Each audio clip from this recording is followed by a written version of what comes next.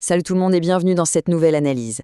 Aujourd'hui, on plonge au cœur d'une véritable merveille d'ingénierie biologique, les gonades masculines. C'est littéralement une usine à double fonction ultra sophistiquée. D'un côté, ça crée la vie, et de l'autre, ça produit le carburant chimique qui définit toute la biologie masculine. C'est absolument fascinant.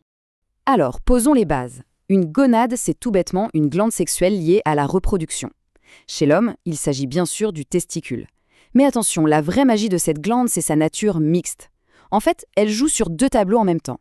On a une fonction exocrine, qui fabrique les cellules, et une fonction endocrine, qui sécrète les hormones. Et le plus fou, tout ça cohabite exactement dans le même espace.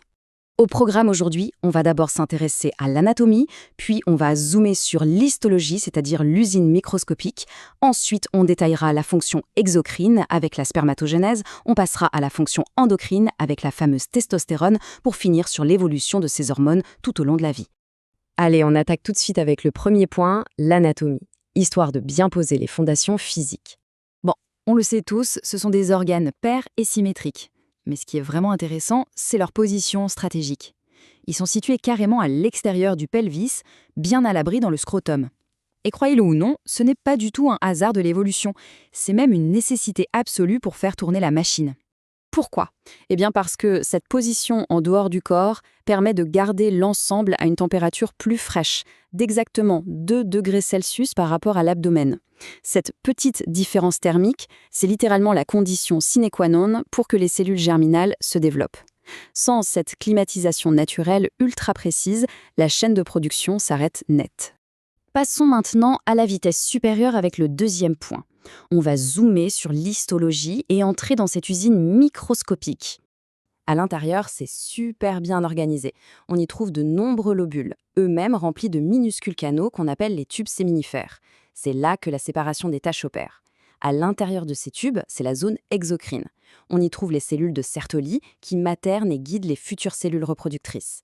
Et juste à l'extérieur de ces tubes, dans ce qu'on appelle l'espace interstitiel, c'est la zone endocrine. Là, ce sont les cellules de Leydig qui bossent à plein temps pour fabriquer les hormones androgènes. Bref, 2 départements distincts qui tournent à plein régime, côte à côte. Ce qui nous amène logiquement à notre troisième point, la fonction exocrine et la fameuse spermatogénèse. Il faut bien réaliser que fabriquer une cellule reproductrice, ça ne se fait pas en un claquement de doigts. Ce processus continu demande en moyenne entre 65 et 75 jours pour arriver à son terme. C'est le temps qu'il faut pour prendre une simple cellule souche de base et la transformer en un produit finalisé, prêt à l'emploi. Impressionnant, non ? Et cette chaîne de montage est hyper bien rodée, elle suit 4 grandes étapes séquentielles. Ça commence par une multiplication des cellules de base par mitose, ensuite ces cellules qu'on appelle les spermatogonies entament une phase de croissance, puis on passe à la maturation génétique, et enfin, le clou du spectacle, la phase de différenciation physique pour qu'elles prennent leur forme finale. Cette toute dernière étape, c'est ce qu'on appelle la spermiogénèse, et elle se passe en plein centre du tube séminifère, dans le compartiment luminal. C'est un vrai relooking extrême. La cellule se débarrasse de presque tout son cytoplasme. L'appareil de Golgi se métamorphose en acrosome, c'est une sorte de petit casque perforant. La chromatine, elle, se condense au maximum pour bien protéger l'ADN. Et la touche finale, un flagelle se forme. Une sorte de queue motrice littéralement bourrée de mitochondries, pour garantir toute l'énergie nécessaire au grand voyage qui l'attend. Une fois leur fabrication terminée, ces cellules voyagent à travers les canaux déférents et l'épididyme pour fignoler leur maturation. Et le rendement de cette chaîne de production est juste hallucinant. Pour vous donner un ordre d'idée, un éjaculat moyen contient le chiffre vertigineux de 20 millions de spermatozoïdes. Oui, 20 millions, parés pour leur mission. Allez, on change de département. 4e point, la fonction endocrine et sa star incontestée, la testostérone. Là, on va s'intéresser au carburant de la machine. La testostérone, c'est la principale hormone androgénique, fabriquée, on l'a vu, par les cellules de Leydig. Mais devinez d'où vient la matière première ? Du cholestérol. Eh oui, grâce à des modifications chimiques ultra complexes, le corps transforme le cholestérol en cette molécule stéroïde super spécifique qui contient exactement 19 atomes de carbone. Et la nature est bien faite, elle a même prévu des plans B. Pour construire cette molécule, le métabolisme peut emprunter 2 autoroutes biochimiques parallèles, la voie delta 4 et la voie delta 5. Ce qui est dingue, c'est la flexibilité de ce système. Les enzymes peuvent carrément faire basculer la synthèse d'une voie à l'autre en plein milieu du processus, juste pour garantir la production finale quoi qu'il arrive. C'est de la haute précision. D'ailleurs, ça illustre parfaitement l'impact de l'hormone dans le reste du corps. Souvent, la testostérone qu'on sécrète n'est qu'un simple messager. Par exemple, quand elle arrive dans les follicules pileux ou certains autres organes, elle tombe sur une enzyme appelée 5-alpha-réductase. Et là, l'enzyme la transforme en dihydrotestostérone. C'est une version boostée, beaucoup plus puissante, et qui est indispensable pour le bon développement des caractères sexuels secondaires. Il faut bien comprendre que cette usine chimique ne prend jamais de pause.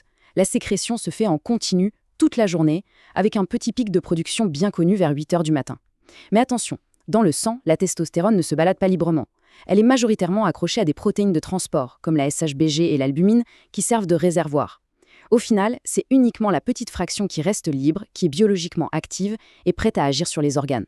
On arrive déjà à notre 5e et dernière étape. Un petit voyage dans le temps pour voir comment tout ça évolue au fil de la vie. Parce que oui, la production s'adapte avec l'âge. Bien avant la naissance, entre 3 et 5 mois de développement fœtal, il y a déjà un pic énorme de testostérone qui permet la différenciation sexuelle. On observe un autre petit pic 2 mois après la naissance, ensuite le calme plat. Du moins jusqu'à l'âge de 11 ans environ. À ce moment-là, l'usine s'emballe pour déclencher la puberté et atteint son rythme de croisière adulte vers 18 ans. Ce rythme effréné se maintient pendant des décennies, jusqu'aux alentours de 70 ans où là, logiquement, ça commence à décliner. Ce ralentissement hormonal en fin de vie, c'est ce qui entraîne une perte de masse musculaire et l'atténuation de certains traits physiques. Logique, l'usine chimique lève le pied. Mais, et c'est là que la biologie nous offre un twist incroyable, la chaîne de montage exocrine, elle, ne s'arrête pas. La production de spermatozoïdes continue, souvent sans aucune perturbation majeure. Ce qui nous amène à cette question pour conclure. Comment cette fantastique usine cellulaire parvient-elle à maintenir sa ligne de production physique quasi intacte alors que le carburant chimique qui la fait tourner est en train de s'épuiser? C'est un vrai mystère de la résilience biologique sur lequel je vous laisse méditer. Un grand merci d'avoir suivi cette analyse détaillée des gonades masculines et à très bientôt pour une nouvelle exploration.